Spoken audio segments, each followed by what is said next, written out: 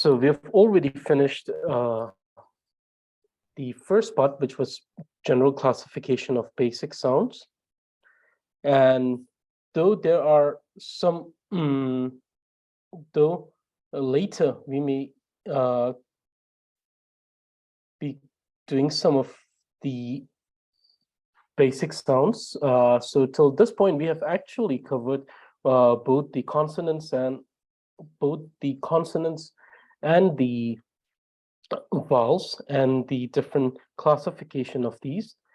We still need to cover the reverse letter, which is a very important part of the Tibetan system of sound. So we will cover this later. So the reason why we haven't covered this is because this doesn't come directly under the topic, which is directly under the teaching, which is of the 30. So that is the reason why we haven't covered this, but we will try to cover it later on. Okay, so today we're going to begin. We are going to begin the second chapter, which is Ming Tik. Ming-tik, names, words, and names. So the small letter names, also known as naming word. So these are words. So it's called the naming words, but and it has Ming-tik. But please understand that this doesn't come under this group, even though it is tik. It is tik. So it has a tik just as a written form. So in appearance, it is tik. But in meaning, it is not a tik. So there are these concepts in Tibetan where things can have the word, but it may not be the actual meaning of the word itself. So, so therefore, we have, and then we have other things which may not include that particular word, but it actually can function as the meaning of that particular word. So, yes. So from this point onward, like we discussed, it's going to be more technical. So please make sure that even though you have both the material as well as this PowerPoint here. So the PowerPoint is nothing but it's the same thing that's written in the, some of the things written in the PowerPoint are not in the PDF that is provided. So the PDF is for you to just study for this, for the duration of the course, like day to day. The thing is that at the end of the course, like still I'm working on it because some of the part of this book I have still, I'm still writing some of the parts, and I have sent some for editing. Once everything is done, the entire course will have a particular book to follow. So therefore, make sure that you have this material for now, plus make note by yourself. And if you have questions regarding this, make sure that you include those questions in your note. And then there are some things that I will be saying, which are neither in the PowerPoint nor in the PDF that's provided. And make sure that you get these down when you're making your own personal note. So these are things that are not going to that are not going to be either in the PDF or in the on the PowerPoint. So these will be things that may come spontaneously as I remember while teaching something. So there will be many instances where when I teach a certain topic, I will remember things regarding these, which are neither written in the PDF nor in the PowerPoint, but just comes at the moment. So those things will only, those things will be neither in those. So make sure you take the notes. Okay, so Ming-tik, Ming-tik. These are Mingzik may have the word Zik, but these are not Zik. Similar to, so most of you are aware of the Buddhist terms. So, for example, if I say the conventional truth has the truth in the terminology, but conventional truth is not the truth in the context of actual truth, which is the ultimate truth. So it's not the ultimate truth, but it has the truth in the name or in the word. So similarly, Mingzi has the Zik in its term, but this is not a Zik. So please remember that. And in English, I have done the direct translation, Ming, name or naming words, but these are not words, these are names, and they come under different category. So please make sure that you understand this, so that later on it doesn't create misunderstanding, especially during the first grammatical case where we will deal with name. So therefore, okay, so today's lesson, we'll try to cover names and words. We'll try to cover most of the words. So we won't be able to cover we won't be able to cover the connective particle, which I have made sure to keep it for the next class because it's an entire thing of its own.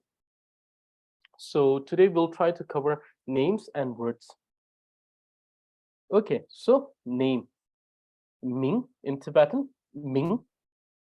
Definition. These are smallest grammatical structure that conveys a meaning.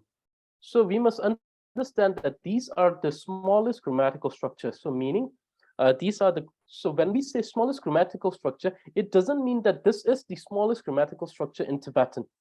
No, the thing is that when it comes to the grammatical system, we also have to consider the basic sounds, and therefore vowels and consonant becomes the elementary of the structure. But the problem is that these vowels and consonant just by themselves, most of them are not able to convey a meaning. So therefore, these are the smallest grammatical structure that conveys a meaning. So what does it do? It does a function, which is to convey a meaning. So therefore, these are the smallest grammatical structure that conveys a meaning. Doesn't mean that these are the smallest grammatical structure, regardless of conveying a meaning. If it's regardless of conveying a meaning, then in those cases, we must understand that the most elementary is the vowel and the consonant. So Ming or name are the smallest grammatical structure that conveys a meaning. So it conveys a particular meaning, or in other case, it is something that is that makes sense in the conversation. So like we discussed last time, so this text, which is 30, it is the foundation or teaching to understand three things: Ming, Sik, Jeba. So Ming is the name, Sik is the word, Jeba is the sentence. So therefore, it is a text. The 30 teaches us how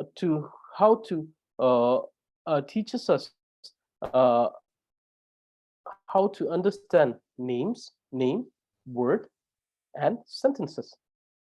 And you'll understand this as we continue our lesson and we come to the point where we study about the connective particles and different connective particles. It's all about sentences. So majority of this lesson is about making different sentences. But it also focuses on word and name.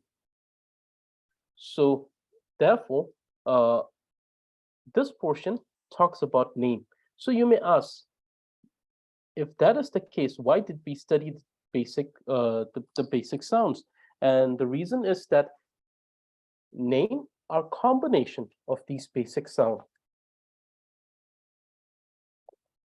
So for us to have a name in the first case, in the first place, we must understand that we must have the basic sound. If we don't understand what are the basic sound, we will not be able to form a name. So that is the reason why we studied the basic sound. And the other reason why we studied the basic sound will be clarified during the gender sign. So there we will talk more about the basic sound. It will be a more elaborate understanding of the basic sound there, because it deals mostly with the sound in that text. Here, our main focus is to understand name, word, and sentences. And the greatest emphasis is given to the sentences. So definition is these are smallest grammatical structure that convey a meaning. And there are two types of name, which is word and name, naming words. So Ming or Mingzik, Zik and Ming. So name, naming word. So and this is Zik word. So let me just do this real quick so that we would minimize the confusion. Always the small letter here, and then this comes with Zik. Okay, so this is much better. So name has two types, word, Zik, and name or naming words, Mingzik. Okay, so name. Though there are names which may not be able to convey meaning by itself. So the thing is that the general definition tells us that it conveys a meaning. And mostly names are, in definition, names are mostly free morphemes. So what do you mean by free morphemes? These are a particular grammatical structure that is capable of conveying meaning by themselves. They do not require other grammatical structure, or they do not require to be accompanying other grammatical structure to convey their own meaning. So these are free morphemes.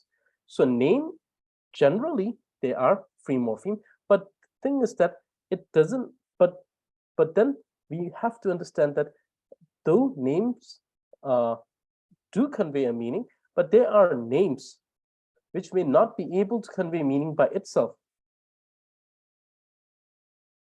And these particular names, they act as a companion word. So they act as a companion word.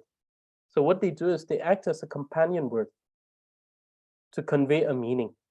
Meaning they act as a companion. Companion to what? Companion to another name. So these are used with other names to convey the meaning that they have to convey. Because when they are written by them, when these are written by itself, these are unable to convey the meaning. Or in other terms, we can say that by itself it doesn't have any meaning. It only produces a meaning when it is used with other name. And therefore, these companion words require to accompany other name to convey a meaning. And these are all types of words. So these companion words, they come under the category word. And there are no naming words or no name or Mingzik which cannot convey a meaning by itself. All Mingzik or all name or all naming words convey a meaning by themselves. They convey a meaning by itself. A naming word does not require another name to convey a meaning. Because when a naming word is written by itself, it still has a meaning. Though in certain cases, these names can be derived names. So we will study these different types of names. There are different types of naming, different types of naming words, different types of names, which we will study, in which we will see that some of the names are derived. And when we have these derived words,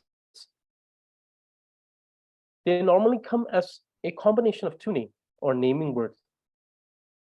For example, let me give you an example. Let's say we have this word. So we have this word Kangri. Kangri. Kangri is a combination of two names, which is Kang and Ri. Kang means snow, Ri means mountain. So snow mountain. In this case, Ri may become accompanying Kang. But the difference between this and the companion word is that companion word, when written by itself, does not have a meaning. It doesn't have any meaning. Whereas if we take Ri from Kangri and then write the Ri by itself, it means mountain. So it can convey a meaning by itself. So therefore, it doesn't become a companion word. So therefore, this is the difference between companion word, because the thing is that when I'm giving this explanation where I'm saying that, oh, these are particular words or name that accompanies other name. So they may be instances where the doubt may arise or question may arise. Oh, in that case, I have seen this type of things. Like you can say, oh, in that instance, I have seen words like Kangri. I've seen words like Meri. I've seen words like Gyatso. So what are these? Are these companion words? No, these are not companion words.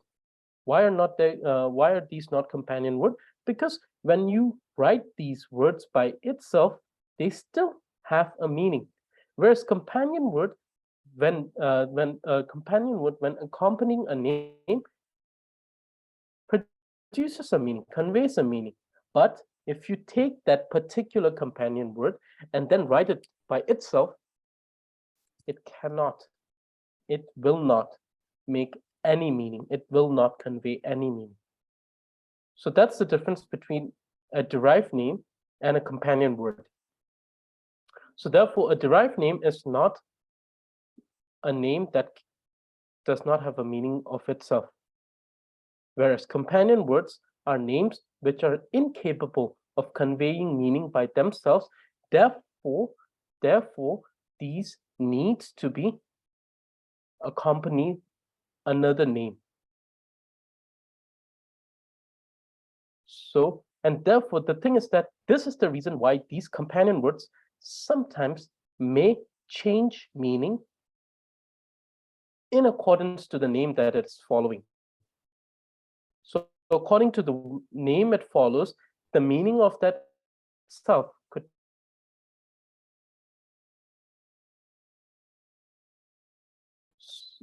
okay. So this is therefore not all names convey meaning by themselves.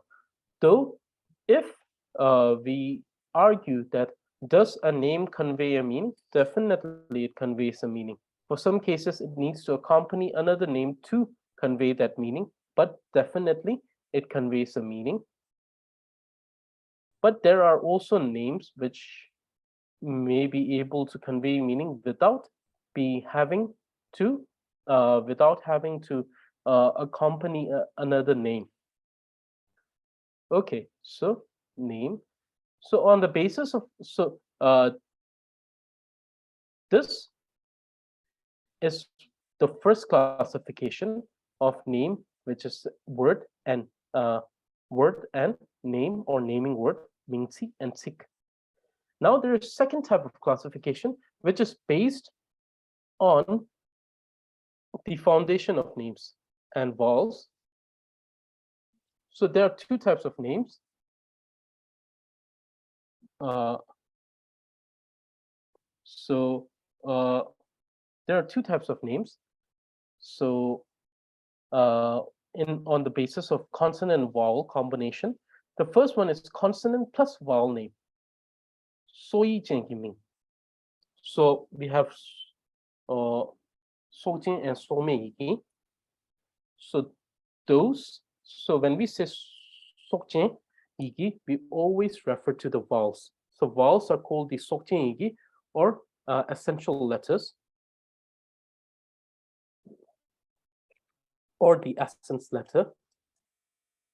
So some names are the combination of vowel and consonant, whereas some names are only consonant name. So the consonant plus vowel name are known as 소이쟁기 ming. And these are, for example, me, which is fire. We see that we have a consonant and a vowel. The consonant is ma, the vowel is jengbo. Then we have teshi, where we see that we have a combination of two syllables. The first syllable consisting of three consonants, one in the affix of footer letter or the subjoined letter. And the second syllable, we see that we have the vowel. So this consists of both vowel and consonant. Teshi, which means auspiciousness. Then we have sim, which is a combination of three consonants and a vowel. So we see that in these particular words, there are both vowel and consonant. 소이쟁기 밍. Now, 소매쟁기, which means names which doesn't have the essential or essence letter, which is the vowel. So they only consist of the consonant. So consonant only name. For example, sa, which means the ground or the earth. Nga, I, kara, sugar. So some of you who are also joining me for the basic conversation class, you have been memorizing this text. So it has kara kushushese. So kara means sugar. So these are, as you see, these are just combination of consonants. They don't have vowels in them. So this is the second classification based on the combination of vowels and combination of vowels and consonant only name. Okay, so now the first type of name, which is tik. Definition: word are name which convey meaning other than name of phenomena. So the word are only those type of name which conveys meaning, which are not names of phenomena. For example, we have, so for example, let's say for table, we say chokse. For water, we say chu. For air, we say lung. For a person, we say mi. Or ni, if you want to use the old translation. And then we have lu for the body. So I don't know if I have actually explained the meaning of the word lu, lu. So lu means body, and the actual meaning of lu is more or less, it means something that is left behind. So once a person's consciousness transmigrates to the next life, this is something that is left behind. So therefore, it's called lu. So so that's just an extra thing. So therefore, these things are name of phenomena. So similarly, we have emotions, for example, kipo, tukpo, kyowa, gawa. Then we have certain mental factors, nyomong, kewa. So these are all names of phenomena. Then we have things which are then we have things like colors, kado. We have things like lole. Then we have amjo, go, mik. These are all names of phenomena. So these are names. And therefore, any name which does not belong to this category, which is the name of phenomena, are known as word. So any name in Tibetan with the capital N, Ming, which does not convey the meaning of a name of a phenomena, because the name of the phenomena is the second type of name, Mingsik. So anything that is not a Mingsik or naming word or a name with a lowercase n is a word. So this is definition. So there are two types of word, free morpheme word and bound morpheme word. So let me explain what's a free morpheme and what is a bound morpheme. A free morpheme is a grammatical structure. So morphemes are grammatical structure. That is capable of that's capable of providing a certain type of meaning sometimes. So free morphemes. So not the free morphemes are the morphemes which is capable of conveying meaning by itself. So these are words. So free morpheme words are word which is capable of conveying meaning by itself. So it doesn't need to be associated with other names.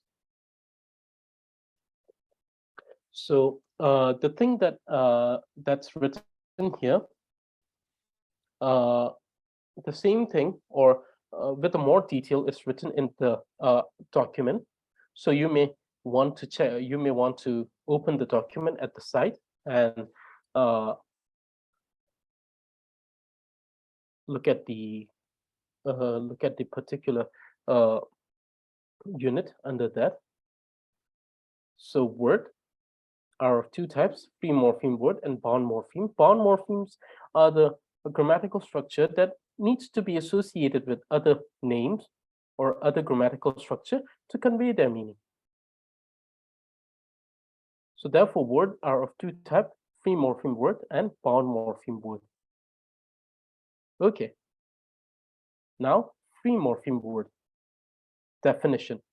So make sure that you're studying the definitions and the types well, and the examples. And if you want examples for each of these, actually, I'll provide examples for each of these in the group.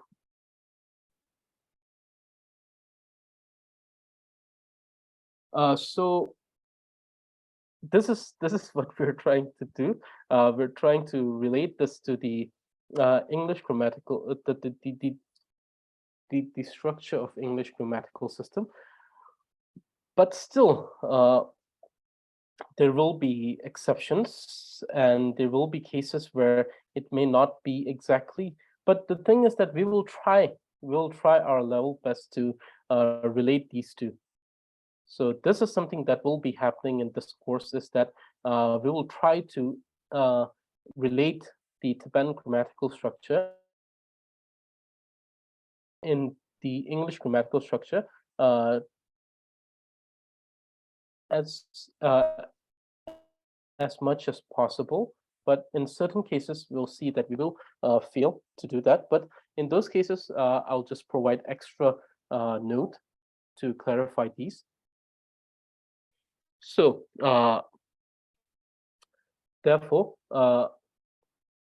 what are the free morpheme words? So these are the words which can convey a meaning by itself, and they do not require other name to convey its meaning, meaning that it does not require to associate with other name.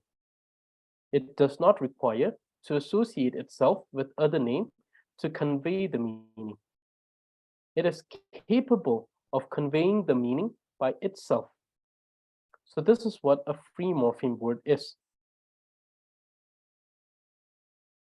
So so these are the words, like for example, morphemes and lexicons. These are the words which are very important and fundamental to the understanding of a structure of a language. And therefore, I'm trying to bring as much of these linguistic terminology in here, so that we're able to understand this text in as much depth as possible.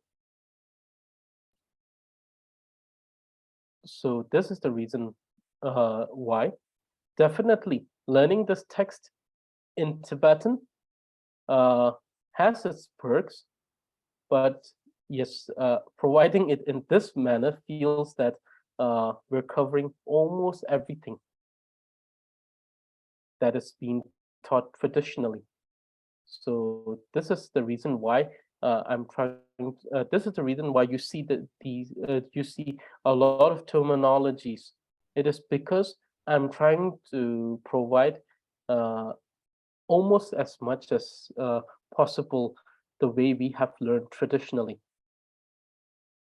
so that the way we teach it to people, to non-Tibetan, to people who do not speak Tibetan as native language, in the same way that the traditional way is being taught. So this is something that, so that is the reason why even in basic conversation, I'm always saying written language, because I want most of you to be more inclined towards the traditional way of studying these things.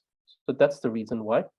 So therefore, you may feel that, oh, there's so many terminologies, or oh, too many definitions. But this is the way it is taught traditionally, and this is the way we can actually dissect and understand each and every part in the greatest detail. Okay, so the free morpheme words are of two types. The adjective, dilsik, ketsik, these are adjectives. You can dilsik, kam, ketsik. Kam here acts as a conjunction, or it acts as a conjunction or. So it's the so dilsik or ketsik, dilsik, which means a word that defines that describes. Ketsik means a word that shows a characteristic. So that's the difference between del and k. Del means to describe, k means to show k means a quality or characteristic. And then the other one, which is the free morpheme word, is the action word, chatsik. So there are two types. There are adjective, dilsik, kam, ketsik, and action word, chatsik. Okay, adjective, dilsik, kam, ketsik. You can either say dilsik or you can say ketsik.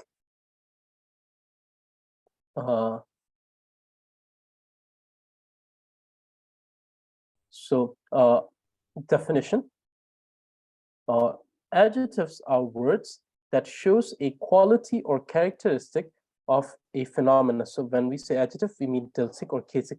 These are words that shows a quality or characteristic of phenomena, or it describes a quality or characteristic of a phenomena. These may be outer physical features, as well as it could be inner mental characteristic or quality. So both of them. So for example, we have che, which means big. We say kangba di chempodu. So we see that when we say kangba di chempodu or chewa, di chewa tu, this is bigger. This being in this particular case, this being a pronoun that refers to a particular noun that was stated before this statement. Or kangba di chempodu, this house is big. So here we see that the characteristic that is big, which is a physical feature, is being shown by the word che. Then this is not ring, this is not wrong, this is ring. Let's do this. Okay. So ring means long. So in this particular word, that is ring, what it does is that it defines the character, it shows the characteristic or the quality of an object. For if we say thakpa diringpo or thakpa ringpo, which means long rope. So the quality of the the physical quality of the rope that is being long is being shown by this word. And then sang. Sang means a good person, a kind person. So it's a mental quality. So therefore, dilsik or kesik are word which shows a quality or characteristic, both physical and mental qualities. And you see that when I say che, it means big. So it's able to convey the meaning big. We don't need to use the word kangba or any other phenomena. It's just that the phenomena is associated to this, the quality is associated to this phenomena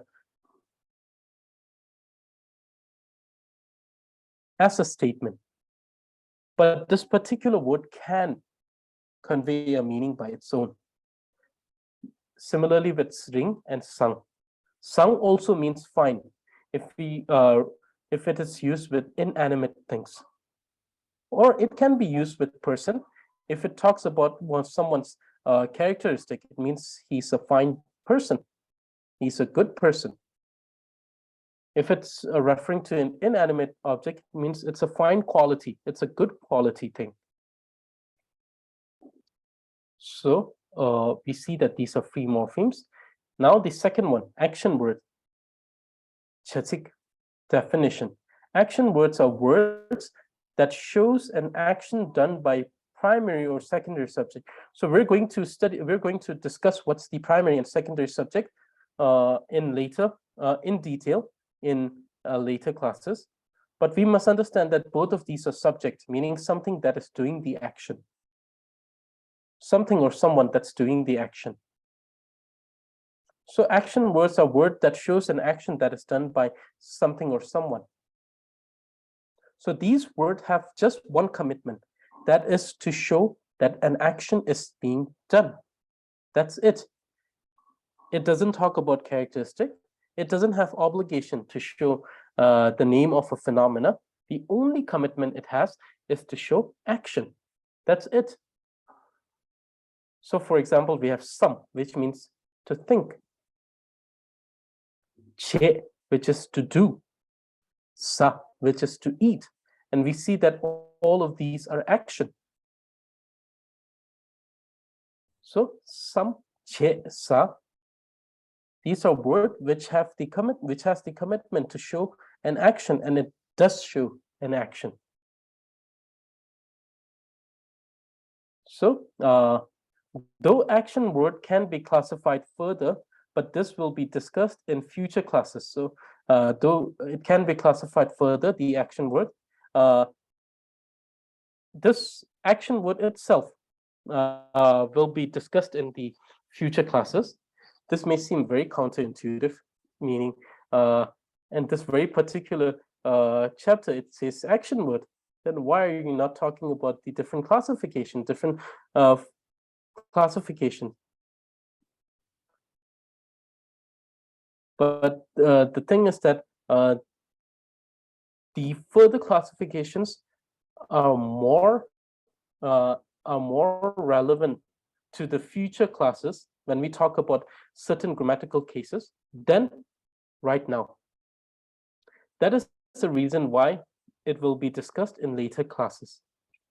And one of the classification will be discussed in the other text, which is the gender science, when we talk about the different tenses and things like transitive, intransitive action verb. So when we will talk about these things, we will be discussing the action word in more detail. So till this point, the only thing that that is to be understood is that action words are words which are the words which have the commitment. So when I say commitment, please understand that it means that it has a function to show an action that is done by something or someone. That's it. So now these two adjective, dilsik, ketsik, and chatik action word are the free morpheme word, because these words, when written by themselves, are capable of conveying a certain meaning. So therefore, these are considered to be free morpheme word. Now, the bound morpheme word. Definition. These are words which cannot convey a meaning by itself and require to be used or to be associated with other names. So this is, oh, sorry, this has to be the name with capital N. So emphasis on the cases, because different case means different meaning. So therefore, these are names with capital N. So these are words, which cannot convey a meaning when it's written by itself. It needs to be written with other or associated with other names to convey a meaning. So these are known as bound morpheme words. It's bounded to what? Bounded to this other name. And as the name changes, the meaning changes. So this is something that one must understand. So there are three types of bound morpheme word. The first is connective particle. This is the thing. This is the topic that is going to be the majority of this course. The second one is companion word, and the third one is ornamental word. So these are the connective particle sikte, companion word siktrok, ornamental word sikken, sikte, siktro, sikken. These are the three bound morpheme words. These, when written by themselves, cannot convey a meaning by itself. Okay, so many times people assign an individual meaning to connective particles. So many times, and it's when I say people, it mostly referred to the translators. So when I say people, I'm talking about the translators. When they translate things, one of the biggest mistakes they do is that they assign an individual meaning to connective particle. Like, for example, we have connective particles like tu, which we will learn under Latin, and people say tu means two. It's a preposition of place. It means two, but it doesn't mean that, because when we use it in a different case, it has a different meaning. So it changes according to different case, grammatical case, as well as different names that is associated with. So therefore, never associate an individual meaning to a connective particle. This is what leads to many mistranslation. And connective particles play a very essential role in conveying meaning in Tibetan. It's not like connective particles as something that is just a minor thing in Tibetan. It's one of the most important things that defines the structure of meaning. And therefore, if you mistranslate the connective particle, you will mistranslate the sentence. And then the entire meaning will be mistranslated. So it's quite dangerous when you see. So this is a note. So these things which are written in red, these are notes, important things that you need to understand. Okay, so bound morpheme word, connective particle, sikte, companion word, siktro, ornamental word, sigen. Three types. So companion words, siktrok, sik means word, trok means companion. So direct translation. So definition, companion word are bound morphemes that connects with a name to help give a full meaning. So what it does is that it connects with a name, mostly a name that has a meaning by itself, but it just attaches itself to that particular name, and then it brings out another meaning to the entire structure. So unlike the companion word doesn't have a meaning by itself, but the name that it associates with, the name to which it will attach to, may have a meaning by itself. And in most cases, it does. So, but when you associate or attach this companion word to that name, it brings out a totally new meaning. So unlike affix and vowels, these are not phonetics. So these, unlike consonants, affix, and vowels, these are not phonetics, and are a combination of either consonants or consonants and vowels. So they are either a combination of few consonants, or sometimes they are a combination of consonants and vowel. So they can be sokje or sokme, depending on having vowels or not. And since it is a part of a name, so it's a part of a big structure that is by itself, it's a name. It's also known as mingi chashe, meaning part of name. Ming, name, chashe, part, mingi chashe, part of a name. So, for example, we have sempa, sempa, which means the consciousness or the mind. We have sangpo, which means someone who is kind, which means kind. Chike, which means what that was said before. So we see that these pa, po, and ke are the companion word in this case. So this actually is somewhat an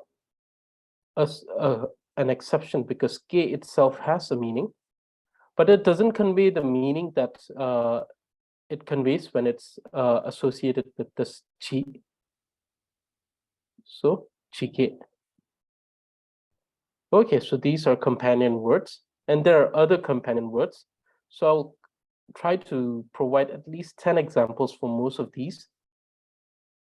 Then ornamental words. Sikgen. Sik means word, gen means ornament. Definition: ornamental words are bound morphemes under word that is used in the discipline of poetry. So these are used only in poetry. So these are not used in normal, but most of the texts are written more or less in the discipline of poetry. So these are, especially the verse, these are used in order to give examples. So sometimes these ornamental words are used as an example, or sometimes it's used to intensify the beauty of the statement. It makes the statement, which in other case would be a very boring statement. It exaggerates the statement and makes it beautiful.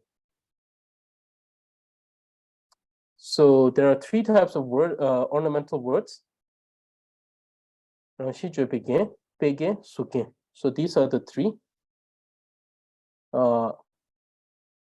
So these ornamental words, we're not going to touch them for a very long time, because poetry will be something that will be taught way later. Before that, it's more important to actually study the gender signs and the 30. So that, and we'll see accordingly to introduce other things, including other writings. But poetry would be something that we will touch very later. So therefore, these are the things that are just there to give you an idea that, yes, they have these things, which comes under the word. And the further explanation. So if you want to study, if you want to further study these, so understand that in Tibet, the poetry, the discipline of poetry came from India. many academic discipline came from India, definitely. And one of them was poetry that came to Tibet from India, the written poetry. Because before the introduction of the written poetry, everything was oral. People used to have different stories and riddles memorized, and they used to sing that. And those were oral poetry. Like they used to have everything memorized and they used to just sing it. But later, it was later in the 11th century when this text called Kavya Darsha, which is a very renowned text, both in Tibet and in India, on the discipline of poetry. It was authored by Dandi, which means Yupache, the one who holds the stick, so Dandi. So he authored this text called Kavya Darsha. Kavya means poetry, Darsa, Darpan, which means the mirror, melong. So the literal translation is Nyanga Melongma, which means the mirror of poetry. So this text was translated few times in Tibetan, and multiple commentaries were made on this particular text. And this text was the text that brought written poetry in Tibet. So before this, all the poetry, including riddles and stories, were all oral. Later, the written poetry came. So, and there are numerous commentaries on this text. So many commentaries. So if you're interested, you can check out this this text, Kavya Darsa. Both in Tibet, they have it in Tibetan as well as in the native language, that is, I think, probably Sanskrit. So you can check that out if you're interested in poetry. So this is the ornamental word, and later, it will be very later after we have covered all of the foundation grammar and writing. If still you will be continuing this with me, and I will be able to continue this till that far, then maybe in a few years we will probably study this with the commentary first and then the actual text. Okay, so these are the ornamental words. So so today's class, we focus on till this point. Now the third type is the connective particle, and we're going to study that in next class because it's a thing of its own. So therefore, it will take an entire class to just explain the different types, just to introduce the different types. So therefore, what we learned today is, first, we studied what is a name. It's the smallest grammatical structure that conveys a meaning. It has two types, word and name, mingsik, and sik, naming word and word, name with a lowercase. And then, though it conveys a meaning, there are certain names which are unable to convey a meaning by themselves, thus requiring them to associate with other names. And based on the foundation of name, consonant and vowel combination, there is consonant plus vowel, soyi jing ming, and consonant only name, some jing ming. Then word are name which convey meaning other than name of phenomena. So it conveys meaning every other meaning which doesn't comes under the category of name of phenomena. So it doesn't come under phenomena. There are two types of word, free morpheme and bound morpheme word. Free morpheme word definition, these are words which is capable of conveying meaning by itself. Two types, adjective, dilsik, cum ketik. So these are two, either dilsik, you can either call it dilsik or ketik. And action word, which is chatik.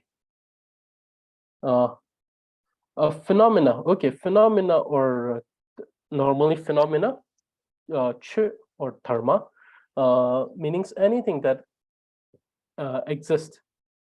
So particularly anything that exists. And the explanation of this, which is yueba or existing phenomena, can be different for different philosophical school. But to keep it simply, let's keep it simple and go according to the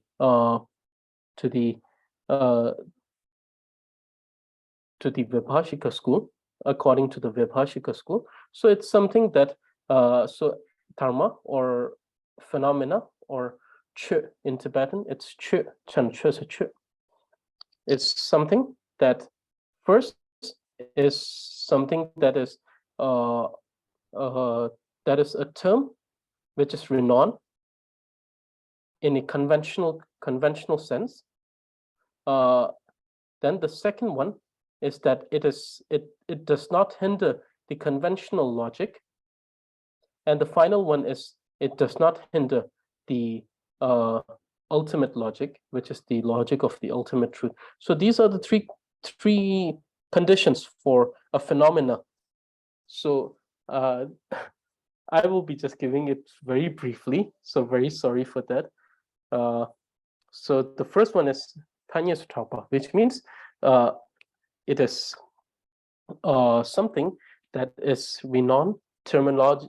It has a terminology, it has a term which is renowned in the conventional sense. Second, something that is not hindered by the conventional logic of things. And the third one is which is it is not hindered by the cognitive logic of the ultimate reality. So if these three conditions are fulfilled, then we consider that to be existing phenomena, ch, or dharma. So this is the very brief explanation. But what I will do is I'll actually write it in the group, and later just send a small recording in the group for those who are willing to, those who wants to listen to it. You may listen to it there. So that is what a phenomena is, something that is existing. So in the most basic definition, something that exists. That is phenomena. So therefore, adjective which shows the quality or characteristic of phenomena. So it can be either physical or mental characteristic. Action word, it only has a commitment to show action that is done by something or someone at somewhere. So it doesn't have to show that something is done. It doesn't have to show the place where it's done. It doesn't have to show who does it. It only has to show what was done. Further classification in later classes and in gender sign. Bound morpheme, these are words which cannot convey a meaning by themselves. Three types: connective particle, sikte, companion word, siktro, and ornamental word, sige. Okay, and never assign an individual meaning to connective particle. Okay, three types. Companion word, these are words which are bound morpheme that when associated or connected with other name gives a full meaning. But they themselves do not have a meaning by them. So itself doesn't have a meaning by itself. So, but unlike a fixed consonant and vowel, they're not phonetic. They're not the elementary structure. They're a combination of these elementary structures. And since it's a part of a name, it is called mingicha or mingichashi. Ornamental word used in poetry discipline. These are the word that either is used to give an example or intensify the beauty of statement. Three types: and if you want to study more, then check the Kavya Tarsa by Dundee. or any other commentaries on it. So this is it for today's lesson. So until we're not done with the word and names, I have actually created the Musumushi thing, the 3 of a kind, 4 of a kind, but this will be coming in use later. But let me create one for this and share it in the class group. So I'll create an entire debate between the classification of word and different types of word, and then we will use we'll use 2 techniques, or one which is the Buddhist way of analyzing the classification, which is the Musumushi, and one which is the mathematical way of classification, which is used under the sets. If you are more, if you have studied high school mathematics, you know this. It's called sets, and we're going to use something called the Venn diagram to do the same thing that is done by Musumushi. Okay, so now before we go to question answer, the more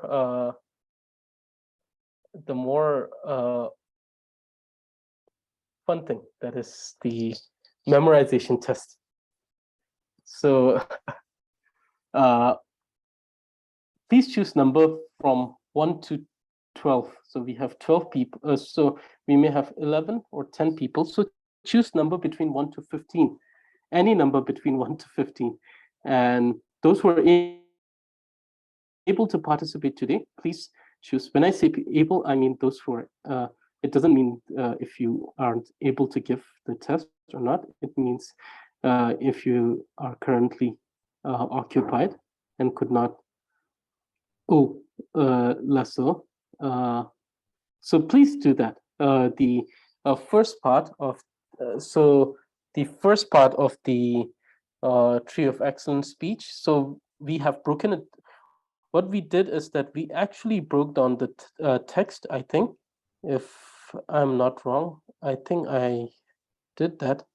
We broke down the text. So till that point, okay.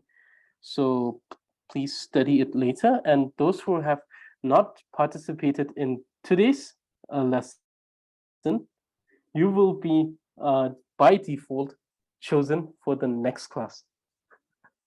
So I'm very sorry for that. So those who are not participating today, so those who have given me the number, I will be generating a random number and we'll take the test.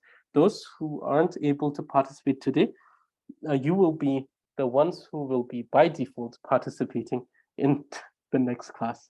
So please try to memorize it. If you memorize it every day a little bit, definitely you'll be able to do that. I have sent the portion in the, so for this week and the next week, we will be doing the portion that I have sent. Okay, so we have 12, 7, 6, 3, 5, 9. So let me generate a number between 1 and 15. So the rules are the ones which we have during the reading class. The number, if it's a number, if your number comes, definitely it's you. If a number comes that's not being selected, but if it's a number that is one greater than the number which is being selected, then you if your number is 1 greater than the number that is generated, you'll have to do that. Okay, so I will be generating the number. Okay, so 14. Do we have 14? We don't have 14. Okay, let me generate it again. 2. Do we have 2? Okay, so we have 3. So it's Urila who will be reading today. Okay, Urila, so you will be reading the portion. So please start reading the memorized portion. Yeah, I'm not sure I'm correct. Just okay. Lasso, so please try. Yeah. So Kala Kushi. Sorry, I changed. Oh, so Urilla, this is the text that you will have to memorize for the other class. The Okay. text for this class is the other one, which is the Tree of Excellent Speech. Okay, So, so okay, sorry. I'll change the number, please. okay. Yeah. So I will generate another number, Lasso. So okay, so let me generate another number now. Okay, number 15. We don't have 15. Okay, number 5. Who is number? Oh, Patricia La. Okay, so Patricia La, please start reading the not reading. You have to read it without looking at the text. Gala, It's not, I yeah. can't memorize. I can't read without looking at the text, though. Okay, so before we continue, let me ask this question. Does anyone here, is anyone here capable of reading it without looking at the text? If not, then we're going to continue with Patricia La. Otherwise, we will go with those who is able to read it without looking at the text. So who has it memorized thoroughly to the point that was sent without looking at the text?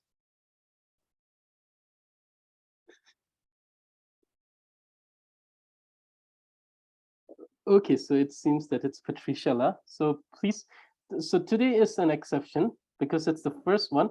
And Patricia La, this will not be, oh, okay, so there's someone, okay, is it Ellen La? So are you able to recite it without looking at the text? Sorry, Gela, sorry. That's okay. Okay, so are you capable, are you able to do that? Yeah, but if I make a mistake, I'm so sorry. No problem. So mistakes are not problem, but please read it without looking at the text. So the point is till so the last point is okay. So it's So I think that's the last one. It is date, right? it is Shenam Mingte Jetunjar. So till that point. Again, I couldn't hear you. Could you repeat what you said? So the last sentence is Shenam Mingte Jetunjar. Also, there is the Ladu. Okay. Okay, that's all. Can I start from Namo Guru Yes. Manchu Koshaya? Yes.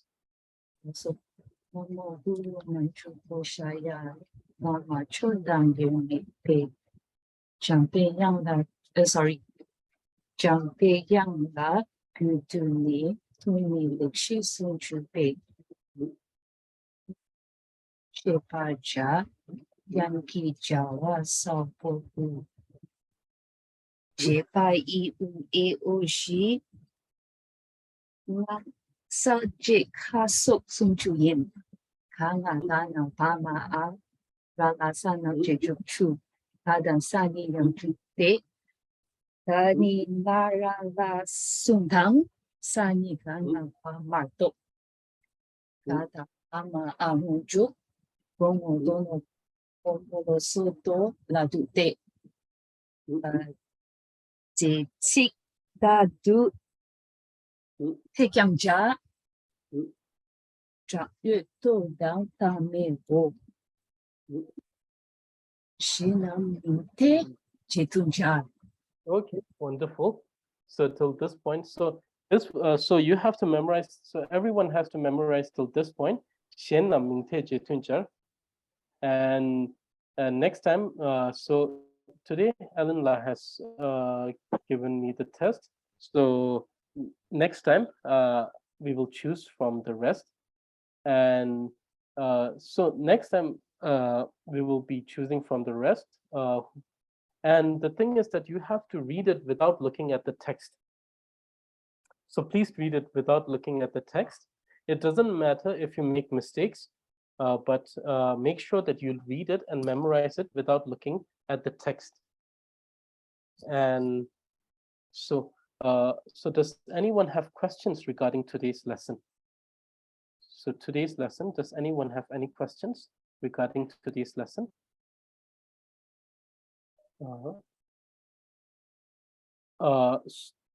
It is sent in the class group in the Telegram.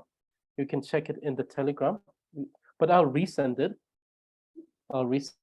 And I have read it, but I'll just read it once more. I'll read it one more time.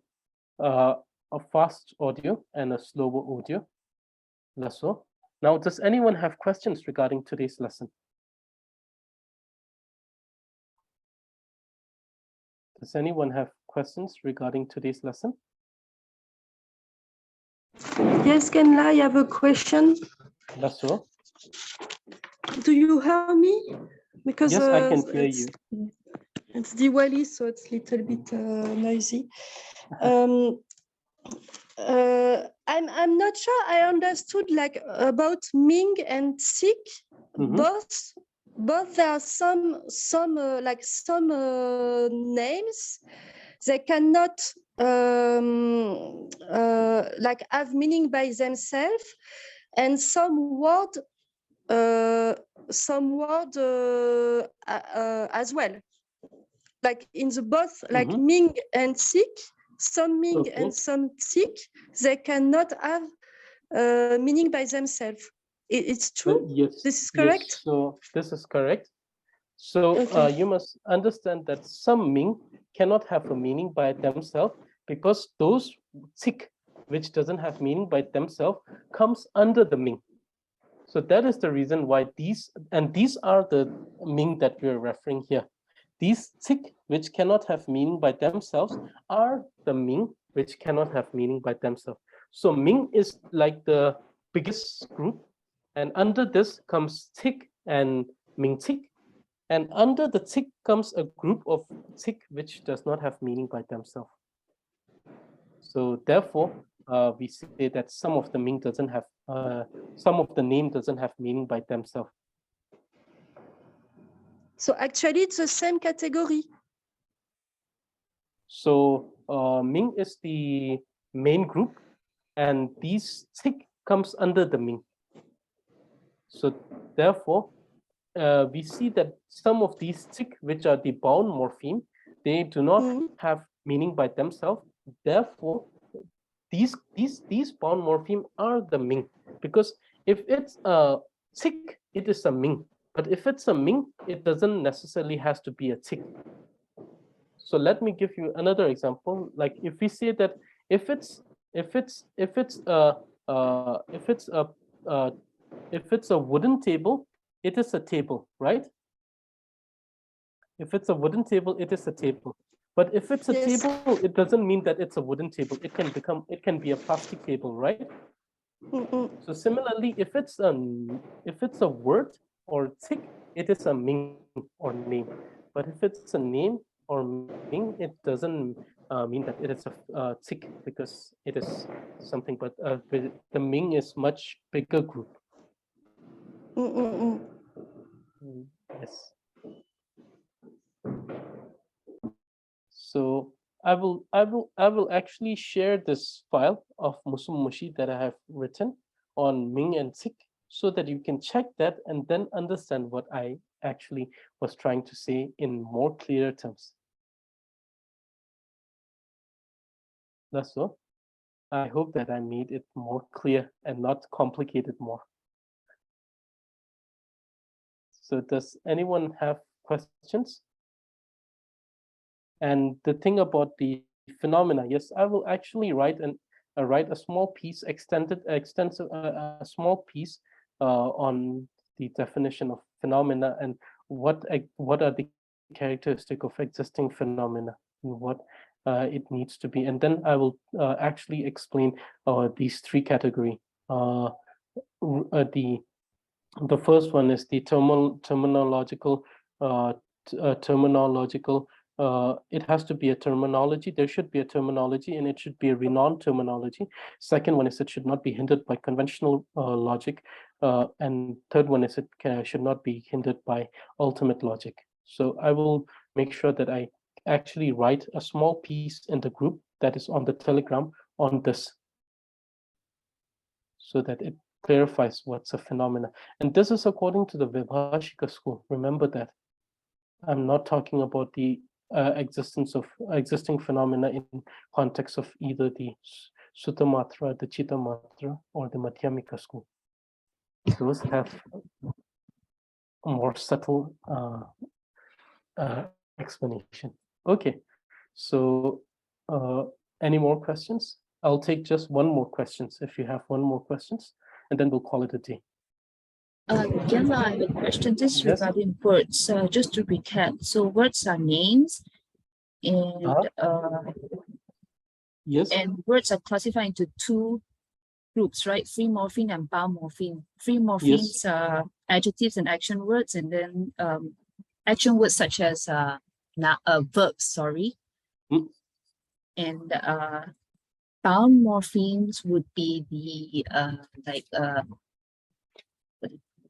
connective particles, companion words, and ornamental words. Yes.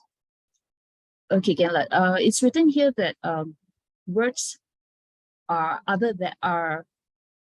morpheme that shows a meaning other than that of a name of a morpheme. When you mean, a name of a phenomena. When you mean a name of a phenomena, is that a noun? Yes, it means naming word. It means a noun. Okay. Gela, the question is colors. Colors falls under, it's descriptive, so it's okay. So this is the same thing that happens in the English grammar. We call these particular things, we call them garoons. So these are noun, but sometimes they act as adjective. So right. So white is a noun, but if we say a white house, it becomes an adjective, right? Right. Similarly, yes. garbo is a ming, but if we say kangba garbo, it becomes an adjective, or dilsik or kesik, right? Yes. So this is the same rule that applies in the English grammar. So it's primarily a noun, but sometimes it may act as an adjective. And it only acts as an adjective if it is written next to a noun. And when we mean noun, it's actually mingsik. Yes, mingsik. And that's or a naming small word. n, right? That's with the small n. Now, Lasso. So this will be it for today, and I will actually send you the main musumushi that I have written, and then one just on this particular topic that we had, because actually this is because we have so many types, right? So therefore this type of analysis becomes very, very efficient. So we will discuss it, and I will send it in the class group, check them, and make sure that you understand this way of analysis. This is one of the fundamental logic that you study in Buddhist primary epistemology. Okay, so this is it for today, and please memorize, please study. Assignments will be given. I'm very sorry to everyone because you have too much to do with this course, but the thing is that it's too much learning in a very short time. So that is the reason why you'll have to do so much work. So therefore, please continue with this course. And at the end of the course, you will know that it was all worth it. It's hard work, but definitely it will be worth it. So this is it for today. And that's all. And I will see you all tomorrow for the conversation class. And then on Thursday for the Tree of Excellent Speech. And I will send the assignments by tomorrow afternoon. And all assignments should be submitted before 5 p.m. on the day of the next class. Okay, this is it. And Tashidele, and I'll see you during the